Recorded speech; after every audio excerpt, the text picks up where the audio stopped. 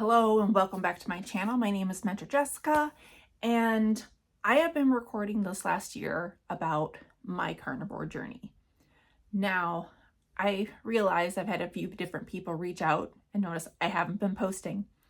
And I look back, I'm like, oh, it's actually been longer than I expected that I haven't posted in about 2 months.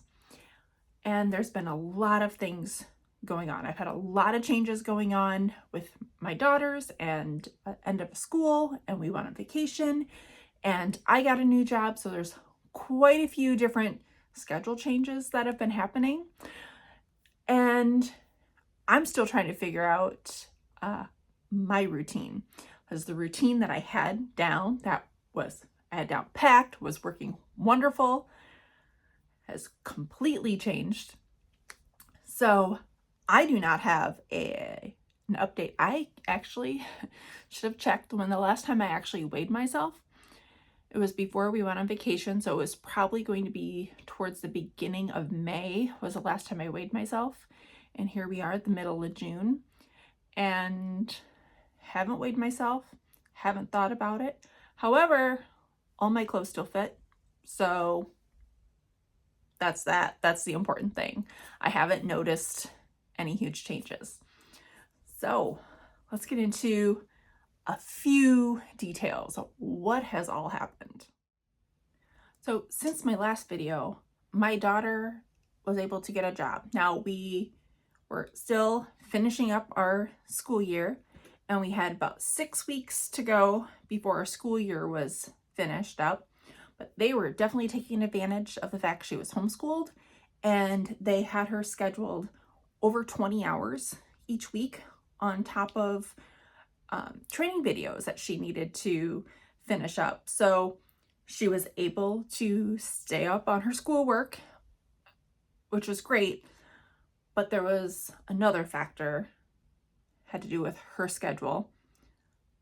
She didn't have her license yet. So I'm the one driving her to work and picking her up from work, and then hoping that she's off on time, that I'm home on time to get on my calls that I needed to be on for work. So we had a few times that I was struggling, or I was trying to get on different calls and training calls for myself from my phone, and didn't have great service. So that was a struggle for about 7 weeks. And then she got her license, and she went and passed her DOT test and driving test. And it's been great that she has had that freedom. And then I got a different job. I'm not going to go into why. That's part of the reason probably why I didn't post the videos here in April. I was upset. I was struggling. I was frustrated with things that were happening in my other job, and I didn't want to bring it up in the videos. And now I have been able to step away and went on interviews for a few weeks, got a different job. Not something I'm going to plan on doing long term, but it is a completely different schedule. It is evenings, and I'm a morning person, so I'm really struggling. My daughter is working mornings, so she's working mornings, I'm working evenings. And my other daughters, we've had a lot more time together. So it's been really different. So me being a morning person, I'm typically up 5 or 6 o'clock in the morning. I'm struggling with trying to sleep in because I've been a morning person for so long. And then at the end of my shift, when I have to work till 9 o'clock, and they've been asking me to work till 10:30, I'm like, that I cannot do. I cannot work till 10:30 at night because I have not been able to sleep in past 6 yet. And they're like, how do you not sleep in? I'm not wired that way. I am a morning person. I have been following my circadian rhythm, and I'm getting up when sun rises. It's been my struggle, and part of the reason I don't do second shift work and working late at nights. Never have. So that's been a struggle for me. And then when I'm waking up, I'm frustrated because I don't want to get up. I'm still tired and not the best situation. However, these next couple weeks, I'm not scheduled as many days. I scheduled more days while I was training. I'm not scheduled as many days during this next pay period. So hopefully I can get back into a rhythm and a schedule and be posting, because I've had 3 days in a row I told myself I at least need to get up and weigh myself, and I haven't been doing it. So we'll go into more on that in a little bit. So in between all of this stuff happening and the transfer jobs and getting jobs and my daughter getting her license, she had her license right after we got back from vacation. So we were ending our homeschool year, had our end of year celebration, and 2 days later we left to go on vacation. We went to Branson, Missouri. It's been over 10 years since we've been there, and we had a great time. We went to shows, went out, and we were out and about pretty much every day. I stayed carnivore. We rented a condo, so we cooked all of our food. We just went back to the condo, had breakfast, and then would come back in the afternoon, depending on what show. If it was an afternoon show, we'd wait till the evening and just eat. So I was typically eating 1 or 2 meals a day, and I was mainly eating burgers and just burger patties and bacon. That's what I survived on the whole week while we were away. Now, the plan was we were going to grill out, because the resort we typically stay at usually had gas grills. Well, we got there and there were no gas grills. So thankfully my mom overpacks and my dad didn't complain about it. So my parents went with us, and my mom brought her air fryer. So we were air frying the burgers to cook them and air frying the bacon, and that's what we cooked with the whole time. Yes, we could have done pans, whatnot, but they did not have the utensils for cooking squat. I think they just planned on everyone going out to eat. It was crazy, the amount of things that they don't have for people to cook now compared to what they did when we used to go and stay at that resort. So thankful that we had that available to us and that it was packed.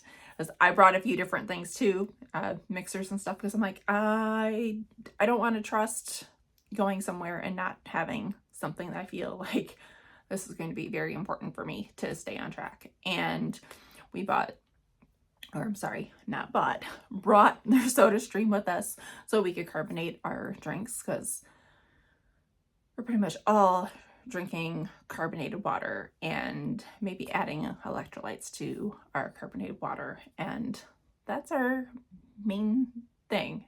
I don't like plain water. If I can carbonate it, it does. I go so much smoother, and I can actually get enough water and drink enough water throughout the day. So the vacation went great. We had a great time. And while we were on vacation, it reminded us that my daughter that was just going to be turning 15, that just turned 15, has not learned how to ride a bike. She has been on bikes, she's balanced, we've taken the pedals off. We've gone through about everything except for the whole getting your feet on the pedals and going. She has been struggling with. So 2 weeks ago, I took her out and we went on a trail, because we got to the point where she could get her feet on the pedals, but then she was too nervous that she couldn't go far enough. So I took her on a trail. It's a flat bike trail, flat section. And I'm like, you can go as far as you want. Like, this is no excuse. You have no excuse not to be able to have enough time to get your feet on the pedals. And I think we were out there about an hour before she actually got it. And we probably only got about half a mile in that hour. But then we turned around to come back and she was pedaling. I'm like, you can do a great job when you're heading towards home. Like so many dogs I've walked, like they're dragging their feet. You turn around to head home. They know they're heading home, and all of a sudden they have this burst of energy. It's like, not trying to compare her to a dog, but same mentality. I'm like, oh, as soon as we get to the vehicle, we're going home and you're done. And so you're doing a great job. And she did fantastic. But that gave her enough confidence to be able to go out again. So we went out the next day, and that day I took my dog. Now, my dog's a German short hair pointer, tons of energy. And I have a thing that I hook her up to my bike and put her on a vest, and unfortunately, she practically pulls me. I guess I shouldn't say unfortunately. I don't have to pedal for the most part when she's with me, so I'm really not getting the exercise. So I ordered the harness she has is supposedly a no-pull harness. She pulls me right along. So I bought a different no-pull harness that actually restricts the front legs. If you pull back on the harness, that actually restricts the front legs. And it's a type of harness that I've used in the past with dogs. And so I know it works, but most of these no-pull harnesses don't work. Harnesses are typically used for pulling. Well, this one, if you pull it back, it restricts your front legs. And you can see as you're pulling it back how it restricts your front legs. It works similar to, I kind of compare it to a pinch collar. So if you're on a walk with a dog and you're using a pinch collar, this is a different type of tool that you can use. I like it better, especially for biking. It harnesses the whole dog versus just harnessing them around the neck to pinch them. I don't want to use a pinch collar when I'm on a bike with the dog. So I will be using that next to see how that goes. See if I can actually get some pedaling in, because at this point, for the last couple weeks when we took the dog with, we go 5 or 6 miles. She's loving it. She's enjoying it. The girls are telling me that they're tired. I'm like, I haven't even pedaled. I have all this energy. I'm getting the fresh air and it's been fun. I'll have a video of that. One daughter took a video of the dog pulling me along as we're going by on the trail. It's a nice ride. And I've had so many people stop me and be like, that's a great idea. Especially when you have a dog that has high energy and they need that running, and they just need to get out. They need that exercise. And that's why I bought the thing to attach to the bike, so I could do this. And I'm able to do it more now, and it's going to be more enjoyable when I can take my girls with me and go to these trails and be able to take the dog along. So we all get out in the sun, and I'm looking forward to having more of those types of moments and more time doing that this summer. I've been trying to do that 2 to 3 days a week for the last 2 weeks anyway. This week we have heat index of over 100 degrees. So I don't know how much we're going to get out depending on our schedules this week, but I'm thinking we should be able to get out at least twice, at least early in the morning, if anything else. So even if it's a short run, just to be able to get out on the bike and go a couple miles. Now, with getting the bikes out, one of the things I've done for the first time that I had never done before, my one daughter, her bike had a flat tire and had to replace the inner tube. I was so nervous about that. I was more nervous because it was the back tire of an 18-speed. And I have never had to replace a tube or a tire on a bike before. in the past growing up, my bike lasted a long time, and I drove it. I have no idea how she got the inner tire punctured because she barely has any miles on this bike. But it happened, and I've never had to deal with this before. I went lots of miles growing up on bikes and didn't have the problem. And I did trails, I did gravel roads, I did roads, same bike. I had a mountain bike and did all of that for years and never had issues. So this is the first time I had to replace a tube in a tire. That was not as bad as I was expecting. After I heard all the warnings, and I watched a couple of YouTube videos, and they're like telling me, you need to be careful about this, and you can be careful about this, and make sure you clean this, and check for this. And I'm like, okay, now it's one of those times where you watch a YouTube video and you're even more nervous because they're bringing up things that you had never thought of. As I got a replacement tube, I didn't even think of the fact that that replacement tube, as I'm putting it in, could get popped or poked or ripped, and I'm like, oh, I had all these things that they brought up in the video that I had not even thought of. So then I was even more nervous because I'm like, I only bought one. What happens? I'm like, well, and then I've got thinking about it. I'm like, I could have gotten patches, but I didn't think of picking up patches. I had no idea what I was doing. And I wasn't sure if I had everything I needed, which they had these levers to help put the tire on. Yeah, I didn't have those. I did everything by hand, and it was fine. So maybe it has to do with the type of tire. I don't know, but it went much smoother than I thought it was going to, and it wasn't nearly as complicated as the video showed. So I was very thankful that we were able to get that tire replaced, the new tube in and back on and working. I really don't think it took more than half an hour for us doing it the first time. I think that's pretty good. There's two of us working at it going, we've never done this before. So I consider that doing pretty well. So that's my biking story of what we've been doing as far as that goes. Now I'm trying to find a rhythm. So as I'm trying to find my new rhythm, I have been recording. Let me see. I've been writing down every day on just sheets of paper when I'm getting up, what I'm doing. So you ever have those times in the day where at the end of the day, you're like, what did I do today? I feel like I got nothing done. Where has the time gone? Well,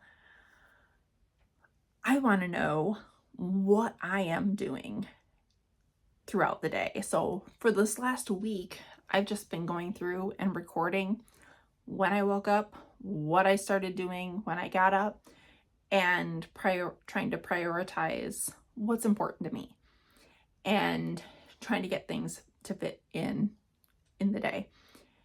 And realizing some things that I'm sitting there thinking, oh, this takes so much time. It's a very small amount of time, and I've just been putting it off. And gave me a huge realization when I'm actually recording it, how little or how much time something is. Something that I don't think is going to take very much time takes longer than I expected.